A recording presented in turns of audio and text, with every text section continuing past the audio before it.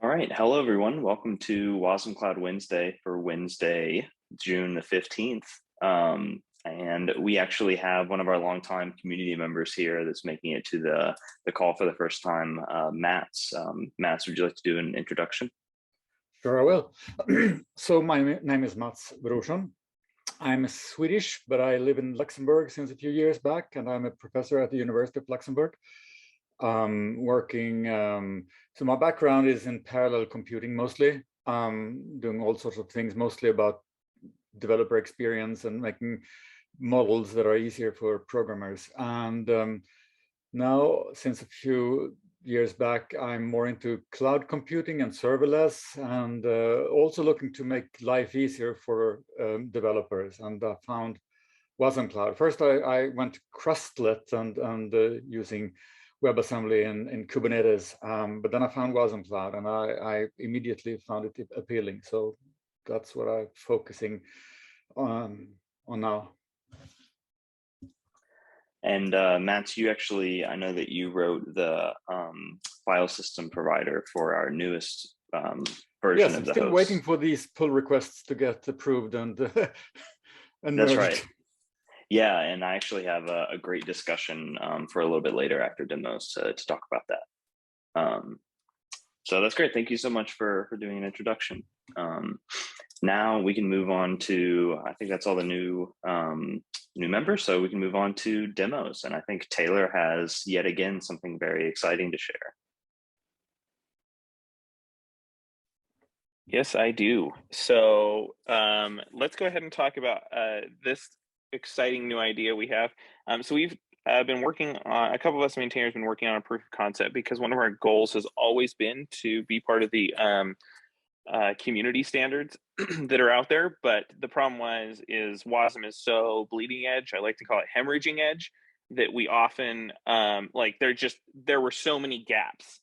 I mean, we just barely got sockets, which is great that we have it now. And really, we've really only started to see some real concrete, solid, relatively quick progress in the last 6 months. And so because of that, like we had to do what we had to do to make things work such that we could actually have a real system, because you've always been able to, with wasmCloud, build something real with it. But now we have something coming up. If you haven't heard of the component model, that's something that is very interesting and is coming up relatively quickly and is gaining a lot of community traction. And so that is where this is going to go today. So the component model is basically something that allows you to take arbitrary WebAssembly modules that import or export specific functions, and you can say, like, I would like to import these, or I'd like to export these, and then you're able to take those modules that satisfy those contracts, just like we have contracts in wasmCloud, and glue them together. And so with that, we've been thinking of a way of how we can do this. And so we're working on a blog post that is going to explain all this as well. We just had a wrench thrown in today because, once again, hemorrhaging edge and a bunch of things changed literally 2 days ago. But I'm going to show you what we got to, and then I'm going to update everything with what we had. So let me share. This is actually just going to be easiest to share whole screen because I have to share multiple things. So give me a sec. Okay. So let me minimize all this so you don't get all that stuff. So let's go ahead and first look at what this future will look like. So currently what we have is we have a wasmCloud host that is running an actor, and there's stuff coming in into and out into the, like, out from the actor into the lattice and into the actor from the lattice. And the problem that we have is that inside of every single actor, we have a bunch of Wasm bus RPC code. And this code makes it so that you can actually do all the stuff that sends it out onto the lattice and handles all the transmission stuff. But it is all encoded inside of the actor that you put together. So you're, as a user, you have to manage anytime the Wasm bus RPC version changes or anything updates from there. And so that's why it's highlighted in blue right here. Now, in the future, with the component model, what we're able to do is split things up into 4 different WebAssembly modules. And as you can see here, the only one that actually matters is the business logic. And the rest of these things can be provided by the person doing the contract. So let's see what exactly this looks like. So let me come over here and this is the preview of the blog post, so get to see that, I guess. Let's go ahead and start looking at this. I'm going to enhance a bunch. let me move this bar up out of the way. So right here, we have what are called WIT files. This is WebAssembly interface types. That's where the WIT thing comes from. These are the things that define the functions that are allowed. And also, I see some chats coming in. If they're important, please unmute and tell me, because I won't be able to do it with my screen fully shared. So each of these contracts explain like what something can import or export inside of any given WebAssembly module. And so with this, we have 4 new ones. So I'm going to start from the very top of the diagram that we were looking at right here, the HTTP server Wasm. So this is basically an HTTP server receiver, and it's going to implement the Wasm bus receive thing. This receives a message and returns back an opaque payload. We might change up what this looks like in the future. It doesn't really matter. And it's importing some common types, such as payload and RPC error from other WIT files. So what this actually looks like in practice is you have the HTTP server, and there's obviously some like to-dos and things in here, but at the top you have these imports and exports. So we are importing HTTP servers, so we can call the actual HTTP server implementation, so with the actor that's going to be doing this, and we're exporting our receiver implementation. And down here, you'll see all that it's doing for us is it's receiving the message and it's translating the raw data into a type we expect. And then it's sending that data to the handle request. So that is going to be satisfied by another component. And so when you go down and you actually look at the actor is the thing that's going to be implementing the HTTP server contract. And it says, oh, hey, here's this handle request. And it's the thing that actually takes the request, does everything. And in this case, it's going to be doing the key value increment. This is our key value counter example. And so it's going to be calling, once again, it's imported a key value thing and exported an HTTP server. So if we go back and look at those, you see HTTP server, it has the HTTP request, the response, and then the handle request function. And then you have the key value, which we've stripped down just to be increment for this specific proof of concept. So then all of this code right here looks almost exactly like what we had before with the KV counter actor, but the difference is there is absolutely no wasmCloud specific code up here. All you see is imports directly from the generated WIT bindings.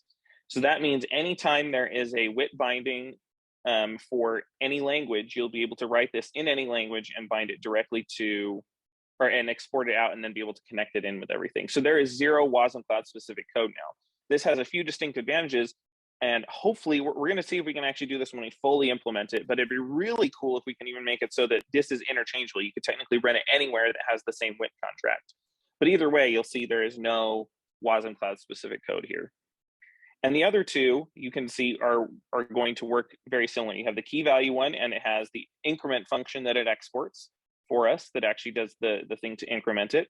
And it calls this Wasm bus send method, which is that last component in that diagram I had, which is what can send something to the host.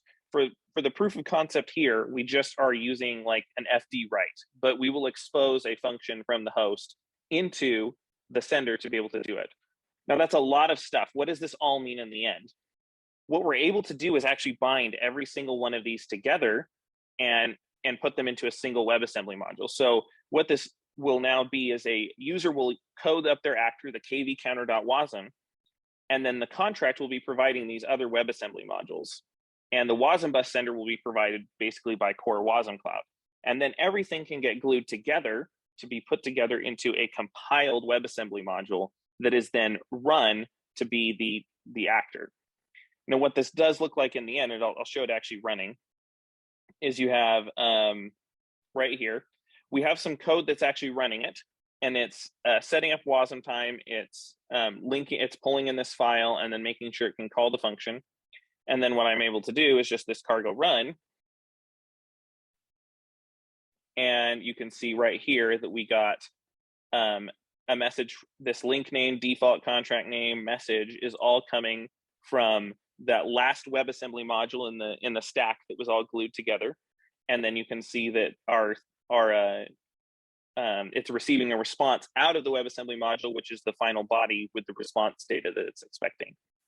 So basically, this allows us to have something extremely modular that we're able to then swap out and glue things together, and makes it so that we no longer have to create a separate Wasm bus RPC per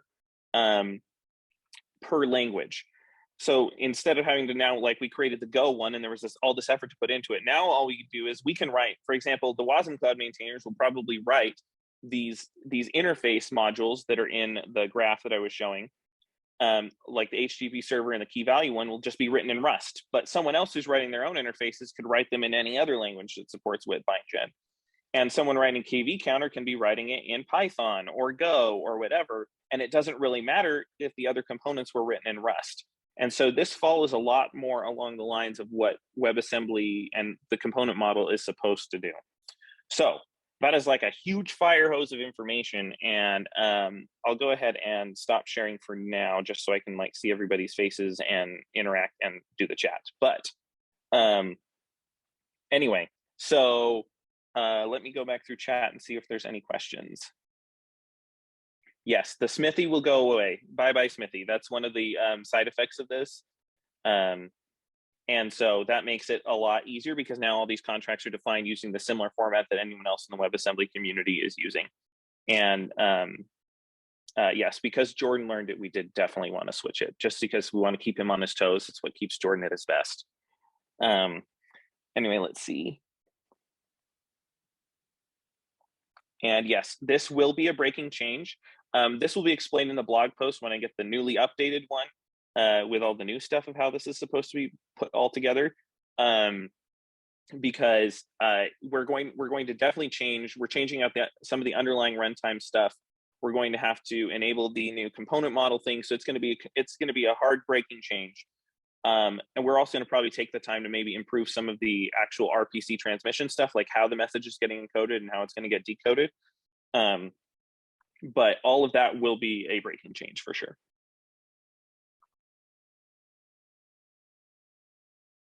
And yes, the ETA we still haven't prioritized this. I'm guessing this will be in the next few months.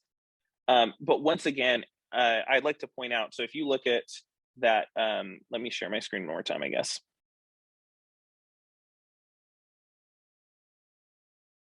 So let me open up the KV counter. So here in the KV counter, this is what your actor currently looks like.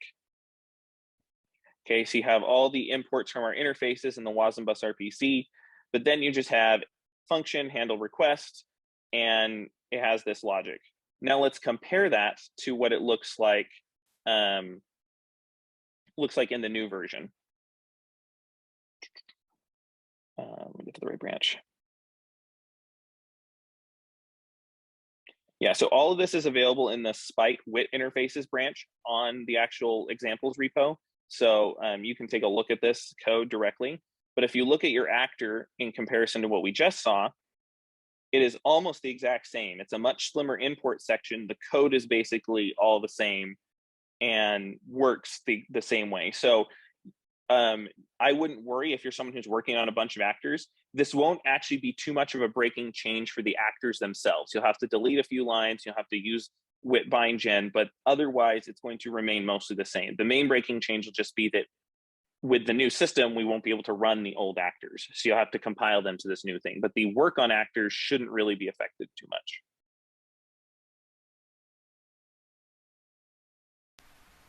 And looks like Matt's had a question too. Yeah, there's no need anymore for specific wasmCloud code generation with WIT bindgen like this.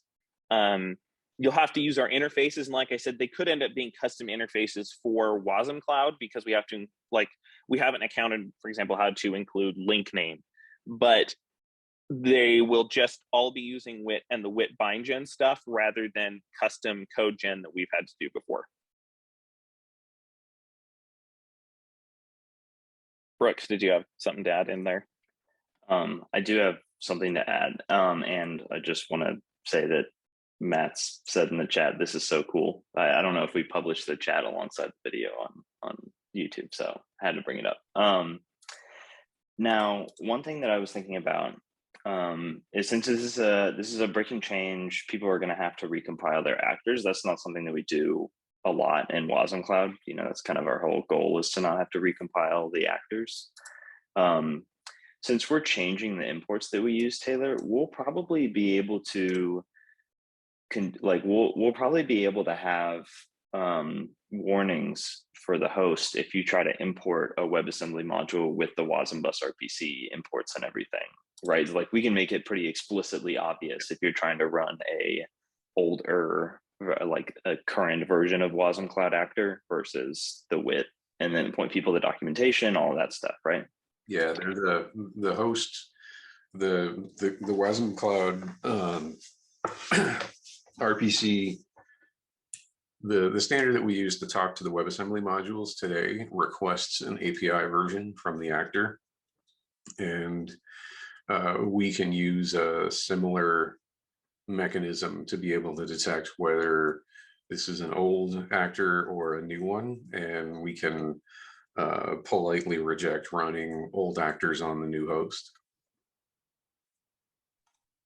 Very cool. That'd be nice. I was just mostly curious on how we were going to approach this this big old breaking change, because it's probably, you know, updating the underlying RPC mechanism and everything is not exactly something we're going to do all the time. Yeah, I mean, and it's like we'll be able to introspect the modules to be able to tell like if something's doing it the old way. And like there's a whole another thing around implementing this that we're going to have to improve a lot of the developer experience side of this. So to be able to distribute things, this is why we added experimental support for Bindle in the first place.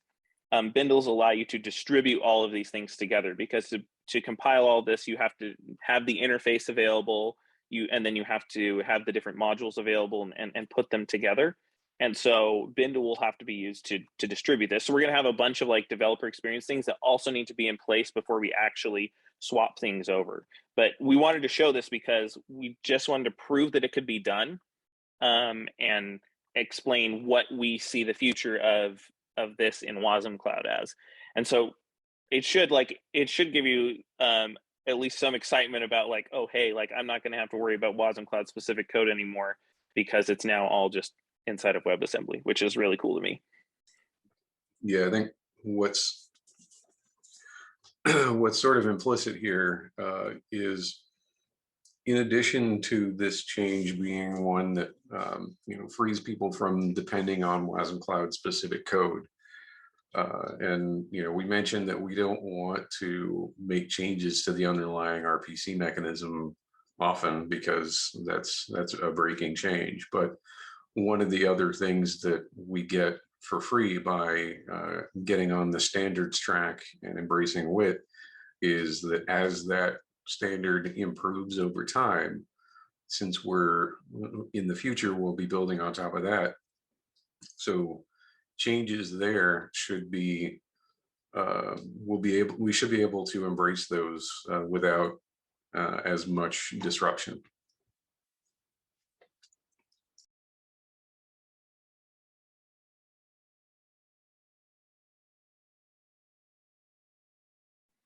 Okay, well, that's it for me. If anyone has any questions, I'm gonna have to drop here soon, but I will be available on the wasmCloud Slack. And then once again, there will be a blog post. I'm just working with some of the people over the Bytecode Alliance to figure out like if there's a way to update to things right now. And I actually just got an answer. It looks like it's probably not right now. This is welcome to the hemorrhaging edge, everybody. So I'll probably publish it as is, and that will give people a detailed explanation of how everything works, code samples and the like. So anyway, sorry for the long demo. I tried to keep them short, but this was a big one and it took a lot of explanation. So hopefully people found it valuable.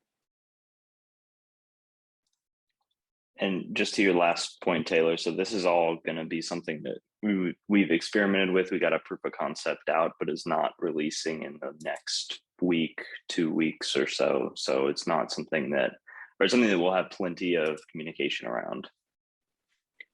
Yeah, I mean, here's the thing.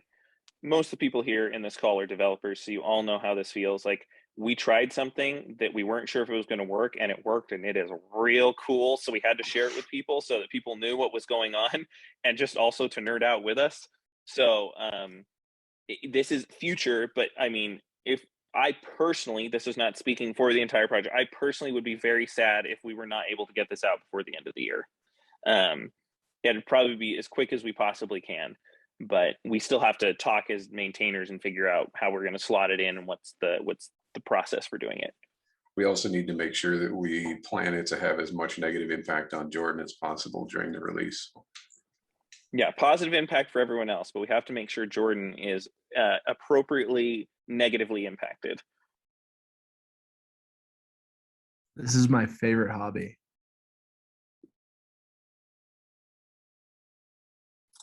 We're all getting tired of our mission of taking away the complexity for developers. So we're starting to slap some of that on Jordan to make it a little easier on ourselves.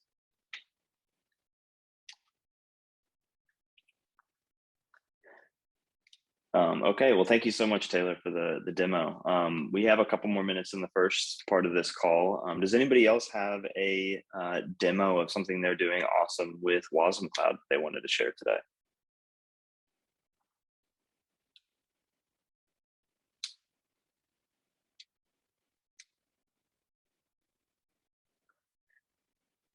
Going once, going twice. Alrighty.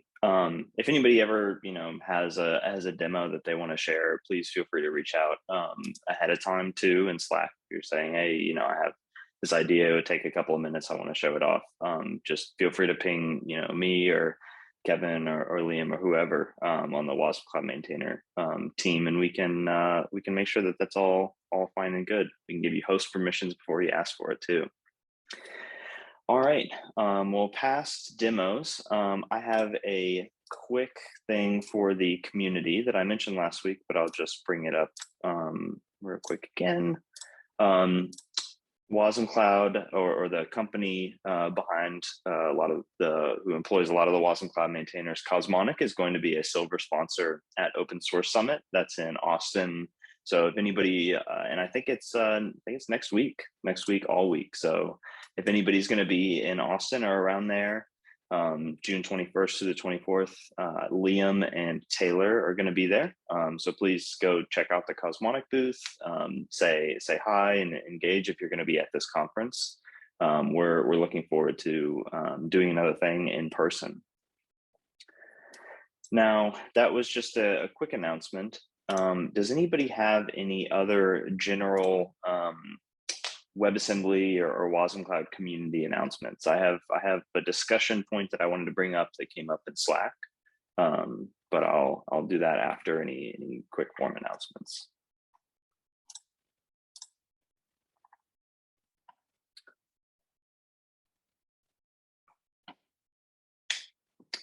Awesome. Well, we can share those at the end too, if you think about them.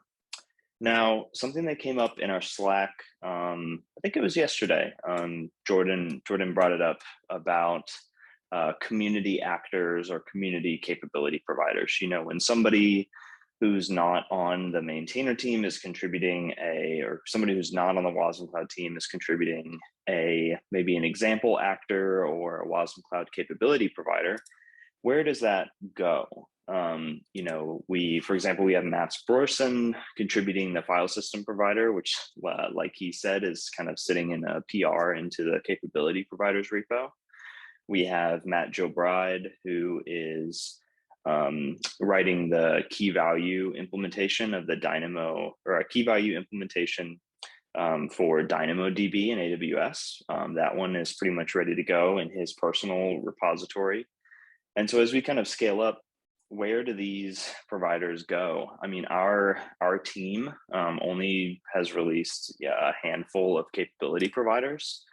And honestly, the primary reason for that is just because we don't have all the time in the world to write all of these providers and maintain them to the level that we need to. So if we're putting out something like the HTTP server provider, something that so many examples and apps use wasmCloud, we need to make sure that it's high performant and doing the things that are best practices for wasmCloud, and that we're actively updating this and maintaining it. So Jordan's question brought up a good point. I thought this would be a great thing to discuss in the community call, because the people who are here are some of the most engaged people in the community. And I have a couple of ideas for where this may go when there's capability providers, or even I think it'll be a less common case to have a standard actor that multiple people can use, though, of course, wasmCloud has full support for that if you have like a little actor that just does a core piece of logic.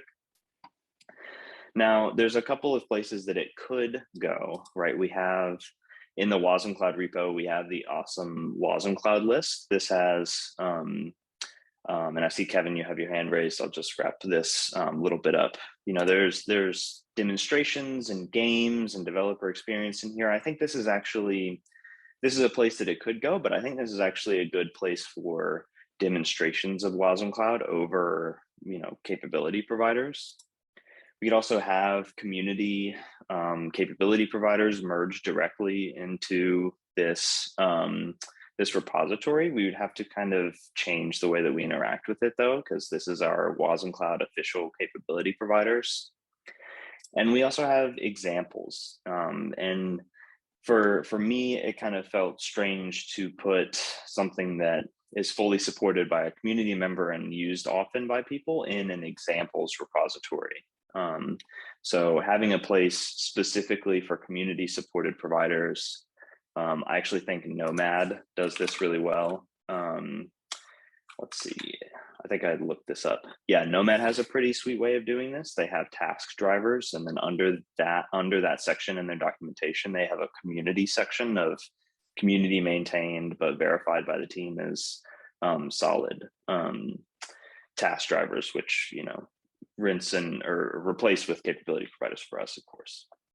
So anyways, I just wanted to get out all of my thoughts on the topic and put it up for discussion where if anybody's seen projects do this really well before, where they've put things. And Kevin, you raised your hand a little bit ago. Yeah, I just when you were talking about how to share things like standard actors, it got me thinking that one of the things that I find super exciting about the stuff that we're thinking about in terms of the component model is that we'll actually be able to produce reusable packaged portable modules in Wasm files. And as long as we have WIT interfaces for those modules, we can have our actors reuse those as well without having to worry about what language they were written in. So let's say, I've got a bunch of actors that I want to all have access to, let's say there's some machine learning math that I want them all to have access to, but that math comes in a Rust crate and I'm writing my actors in Go. I can now, with the component model, build a component that just allows me to expose that function that was written in Rust, and then I can link it to all of my Go actors. And assuming our distribution ecosystem supports it, we'll be able to make those types of shared components available and publish those on bindles and things like that. And so I think it's going to open up a really revolutionary way of sharing libraries.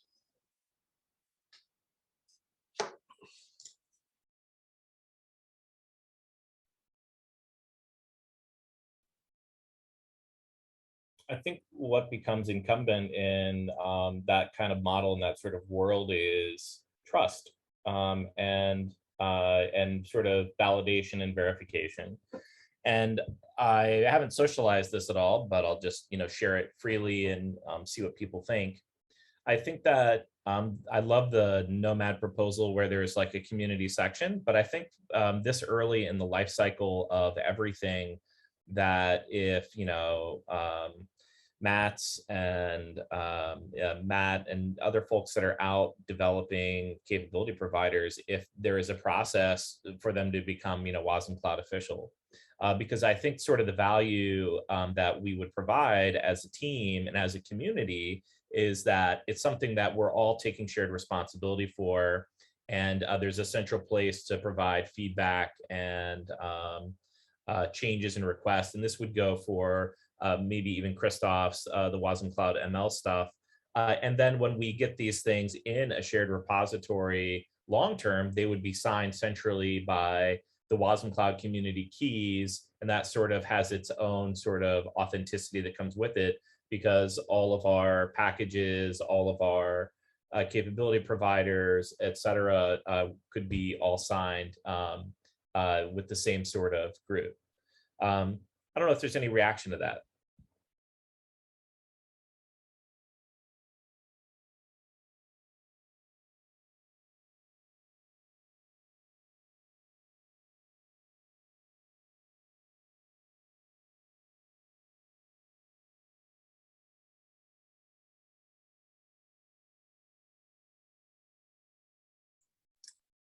So, a comment from me.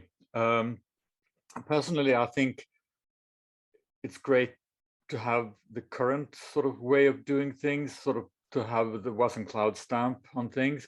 But I think it would be cool if you also could have maybe a just a page on in the repo about with community providers and actors, just to list them without any obligations from wasmCloud's project side.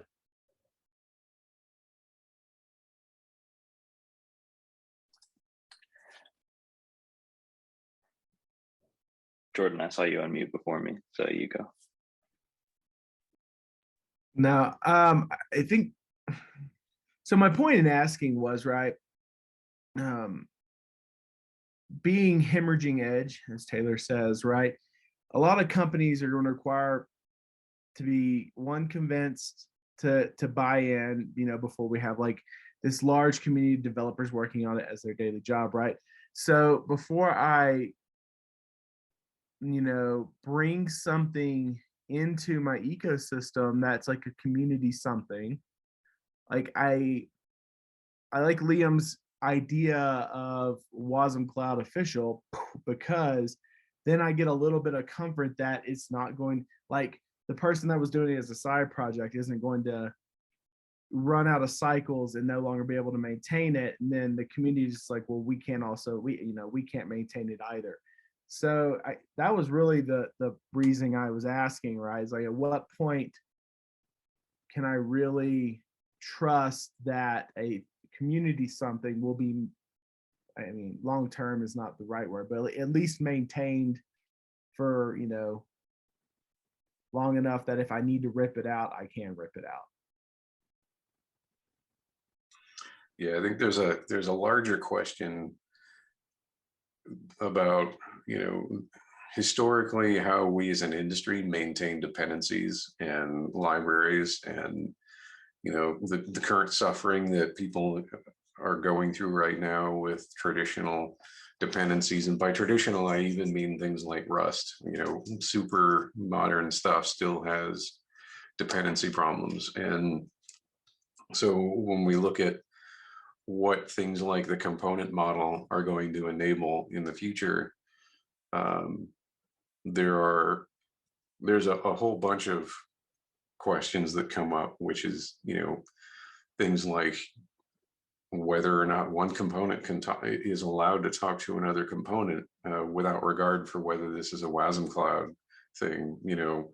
This goes to Lynn Clark's nanoprocess blog post, where there's a whole bunch of different low-level security concerns around that. And so there are community challenges that need to be solved, all the way from the lowest level of can this module call this function in this other module, all the way up to, how do we distribute modules, and how do we trust or not trust modules? And so yeah, there's a whole bunch of work to be done there. And I think us being on the hemorrhaging edge is an opportunity to help influence how some of this stuff gets built, and the processes that are around these sorts of things.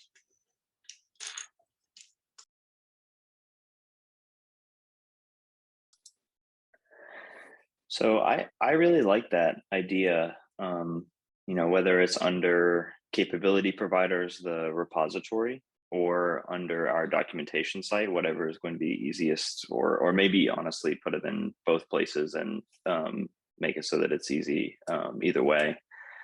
Have a page for community capability providers, which the criteria for going on that page, I don't think needs to be very strict. It could be I came out and I implemented this contract in a different way, and I'm using it for this example. It can immediately go onto the community capability providers page, maybe sorted by contract ID or something, so you can see different implementations you can use. And then, you know, I don't want it to be really bureaucratic in how you promote, but taking things from that community page, you know, seeing what people are using. If it's something like Matt's is giving us, like the file system provider, accessing files is a pretty common use case, even if it's just for demos and maybe not as, all right, for an examples, maybe not as much in production, but you know, taking things from that community page and pulling them into wasmCloud first party supported, you know, who knows exactly what the criteria would look like, but I really like that general idea.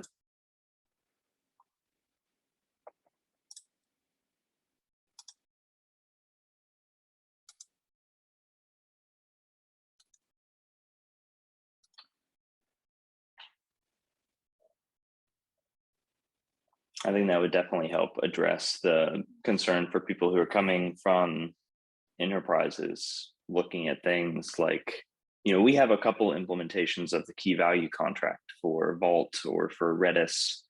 And if you come to the list of capability providers, you say, oh, it'd be great to use a service in AWS for this because my company uses AWS. When you see the DynamoDB capability provider in the community section, then, I mean, you can immediately know at least that it's possible and you can do a proof of concept. And then you can get down to the hard part of, you know, if you have to do that convincing to run that community maintained capability provider or writing your own, you know, that's, I would argue that that's probably the part that's going to be more difficult anyways, and it doesn't help for us to not even enable people to have that conversation in the first place. Does anybody else have any other thoughts here? Because I, you know, keep this going. Yeah, I think you know, the discussion here is a good one to have, and I think like I mentioned earlier, there are some broader questions that I think the WebAssembly community at large needs to grapple with, not just us as wasmCloud people. You know, the other one, which kind of ties into the current discussion, is discovery. You know, there, you know, as more and more people use wasmCloud or, you know, build things that are compatible with wasmCloud, the need to make those things discoverable gets it becomes more important, but it also becomes more difficult to track all those things, because not everybody who builds something on wasmCloud is going to, you know, come to the community meeting and demo it or make a PR to the community list of links and things like that. So yeah, discovery is going to be a concern in the future too.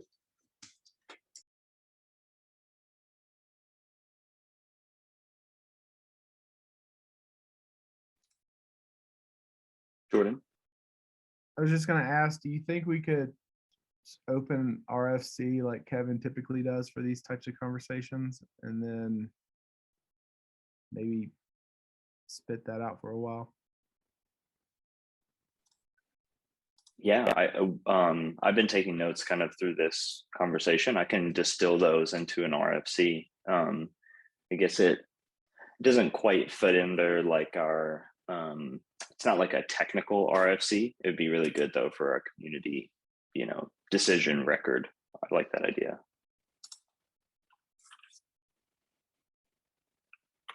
Is that what you meant, Jordan? Kind of distilling these thoughts into an RFC so that they can sit out there and. Yes, sir. All righty.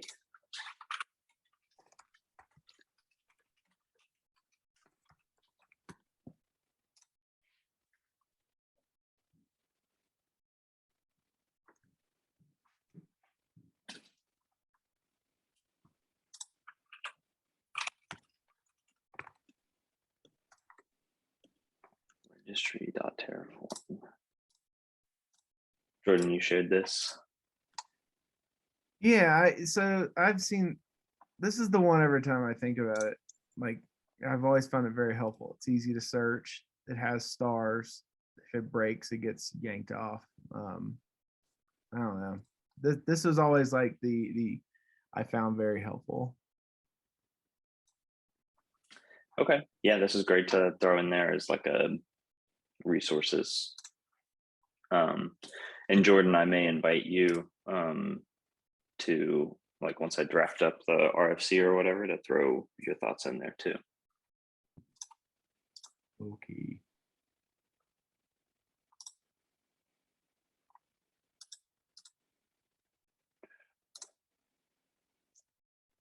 Awesome. Well, this is a really great discussion, and we have, you know, some more time, and the community meeting can definitely keep this going. If anybody has any other thoughts.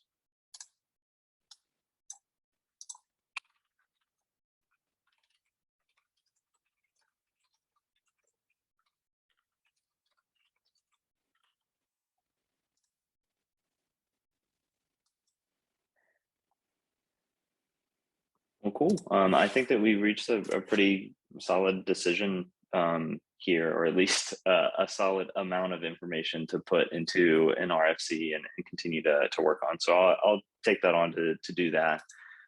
Kevin, I'm actually really interested in your thoughts on the broader topic of how we address dependencies in the WebAssembly community. Maybe that'd be a great blog post, akin to the lines of like the nano processes comic. So I guess we can move forward with that. I actually really enjoyed this section of the community call, going through a kind of community brainstorm part. So if there's any more of these things, I'll try and bring them from Slack into this discussion, and then go back to the Slack thread and kind of put RFC or findings, or, you know, kind of what we talked about, just because this kind of audio dialogue is really helpful. And let me know if you hated this, and we can consider that too. Okay, I didn't have anything else, but I do see Richard, you had a question in chat. Would you like to say it, or would we be happy to? Yeah, if you want to come off mute. It wasn't really a question. I guess my Wasm knowledge is a bit outdated, but I just thought of the possibility of now being able to do Wasm linking and being able to build, you know, these libraries from sources where you don't even care what language it was written in, but you just being able to kind of build structures upon structures, and language is kind of a non-factor is a very, very interesting concept, because there's so many times in which, you know, one person has implemented it in Go, and you're like, oh, this implementation is much better in Go than it is in Rust. And being able just to like cut out that middleman and say, you know what, I don't really care. I just go for the best implementation to build, you know, the best application I can be is pretty awesome. Yeah, I kind of alluded to it a little earlier when I said that things like the component model are really going to change the entire way we think about dependency management and reusable libraries. Because like you said, you know, having to worry about what language a reusable library was written in will ultimately be a thing of the past. And so we'll be free from all of those constraints. And now there's a future not too far down the road from now where, as long as someone can describe what their library does in a WIT file, it's portable and usable by anybody.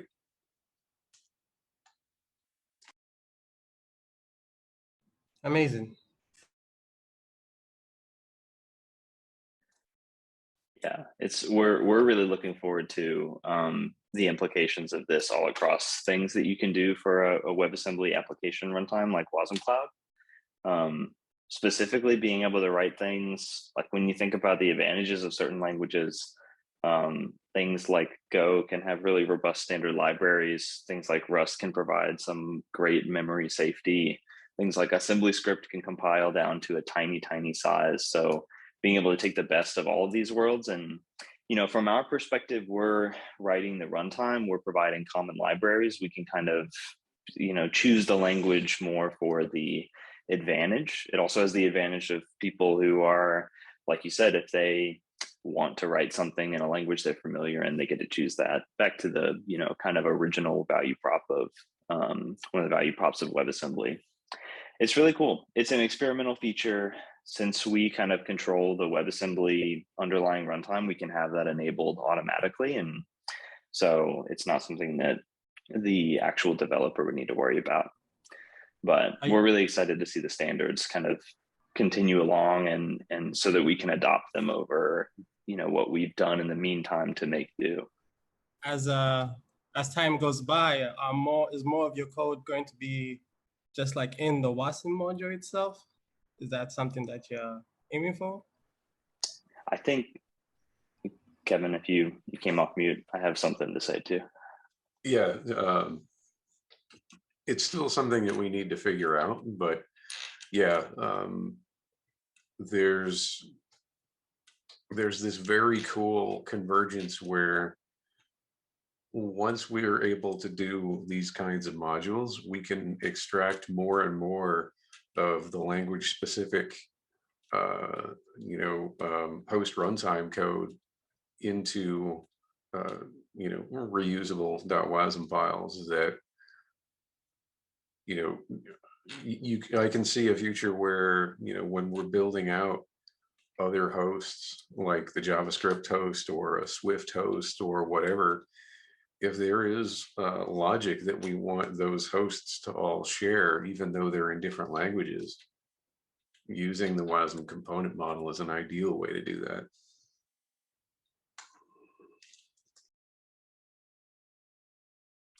One other thing that we would love to convert to WebAssembly modules are our capability providers. Those are native binaries today, so you would write them in, our most supported language is Rust, but you actually write, a Rust executable. And generally, this doesn't end up incurring a lot of penalty, but there are things like needing to compile exactly what we're trying to get away from with WebAssembly, needing to compile for specific architectures, operating systems, making sure you have things, if you're not using Rust TLS, like an OpenSSL installation, these are all things that we're trying to get away from. And the reason why we have capability providers in their state in the first place is in the absence, for the past 3 years of robust networking support with WASI. But that's quickly coming around the corner. And just like we're looking at WebAssembly components, WASI networking is something we plan on bringing in as soon as it's feasible for the WebAssembly community, because that just gets rid of more and more things that we maintain that are wasmCloud specific and bring in Wasm specific things, which of course anyone who's looking to do networking and WebAssembly are going to be following that proposal and using that even before they hear of or come onto wasmCloud. There is an experimental library to compile an Elixir application and run it as WebAssembly. But I hesitate to even mention that because that's so far out in experimental land. So I don't know if we can get all the things in WebAssembly, but it's an interesting idea to have wasmCloud and Wasm. Yeah, maybe when somebody edits this video, they can just cut out your commentary about the Elixir thing. I mean, there's some ugly details there, like the Elixir. The experimental thing that compiles Beam to WebAssembly requires a WebAssembly Beam host runtime and also a JavaScript runtime. So it's not it's not as cool as it sounds, but yeah, there are definitely a lot of people doing some hemorrhaging edge stuff that we need to keep an eye on. Yeah, in no way do my statements influence the wasmCloud roadmap for running Wasm on Wasm. Brooks's tweets are his own. Yeah. But yeah, I hope that answered your questions, Richard. Yeah, absolutely. Thank you.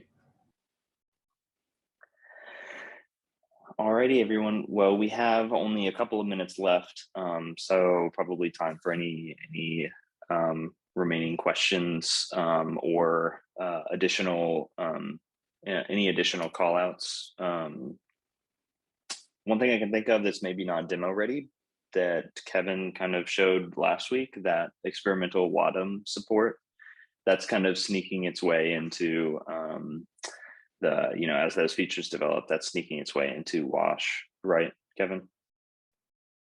Yep, the PRs are out there. There's some minor refactors and touch-ups I want to do before merging those, but yeah, my prioritization rule for Wasm is that I can work on Wasm if I finish all of my regular stuff before 5 o'clock, and so far I haven't been able to do that yet. Yeah, that's a hard one, but that is on our more that's probably that's on a nearer term roadmap than the like WIT component stuff, I think.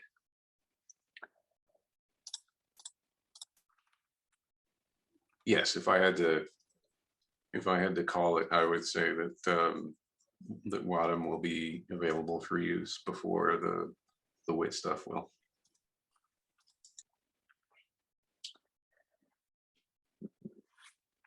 Alrighty, well, I know I put it up for general questions, and then I immediately had a thing that I thought about. But any other questions, any other community things for today?